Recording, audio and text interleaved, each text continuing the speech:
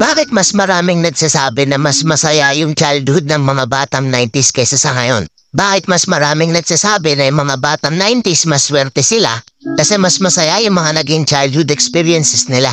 Simple lang. Mga batang 90s pakinggan nyo to. Lapit ka konti. Nung panahon natin hindi pa uso cellphone. Hindi pa uso yung puro Mobile Legends. Lalaro ka sa cellphone, manonood sa cellphone. Lahat ng laro natin nung bata tayo puro physical. Naaalala mo pa ba yung lalabas ka sa hapon para lang makipaglaro sa mga kaibigan mo? Yung tipong nababadtrip ka na kasi nabuburot ka na sa laro. Pero tuloy ka pa rin kasi masaya ka makipaglaro sa kanila. Yung tipong lalabas ka ng alas 3 ng hapon hanggang alas 6 hindi ka na pwede magpagabi kasi mapapalo ka. Pero yung maiksing oras na yun para makapaglaro ka, pakiramdam mo ang haba-haba na. Naaalala mo pa ba? Pagdali mo sa eskwela, madaling-madali ka kasi may papanoorin ka pa. Oo, kasi yung mga palabas sa TV noon, puro pambata pa. Puro cartoons, may mga anime pa. Nakakatuwa kasi yung mga palabas doon talagang nakakatulong sa bata. May matinik, may Hiraya Manawari, may siniskwela pa. Hindi ngayon. Putik na yan yung mga pinapanood ng mga bata, puro pag-ibig na. Puro drama, diba? Mapapang umaga ka man o panghapon naman sa klase, makakapanood ka. Naaalala mo pa ba?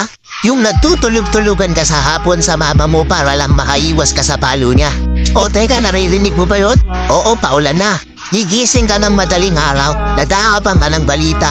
Then tumumuulan na, sana walang pasok. Yung tipong kahit hindi pa nag-a-announce sa balita, pag lumakas yung ulan ng ganyan, anak, huwag ka nang pumasok. Manood ka na lang sa TV ha. Maikipagtampisaw ka sa ulan kasama ibang mga bata. Nakakamiss yung mga panahong wala ka pang pinoproblema. Nakakamiss yung mga panahong wala ka pang responsibilidad at obligasyon. Nakakamiss yung mga panahon nung ikaw ay bata pa. Pero napapansin ko, bakit hindi ko na nakikita yung mga ganong klaseng bata? Sa tuwing lumalabas ako, napapansin ko napakatahimik na ng iskinita. Hapon na, oras na ng paglalaro nila. Pero bakit ganon wala ng mga bata? Nasa na sila? Napokus na sa kaka-cellphone. Hindi na lumalabas ng bahay. Mas minaigi na lang nilang mag-cellphone at manood ng mga bagay na wala namang kakwenta-kwenta. Iba na talaga panahon ngayon, no? Kasi ngayon yung mga bata hindi na nila ini-enjoy yung pagkabata nila. Hindi na sila lumalabas para makipaglaro sa mga kalaro nila. Nagbabago na talaga yung takbo ng mundo, di ba? Kaya kung ako tatanungin, oo, masaya ako na naging parte ako ng batang 90s na to. Kahit isa rin ako dun sa mga batang napapalo dahil sa sobrang kakulitan ko, hindi ko pinagsisihan yung mga memories ng mga panahong masaya pa akong nakikipaglaro sa mga kaibigan ko. At alam kong ganun din kayo.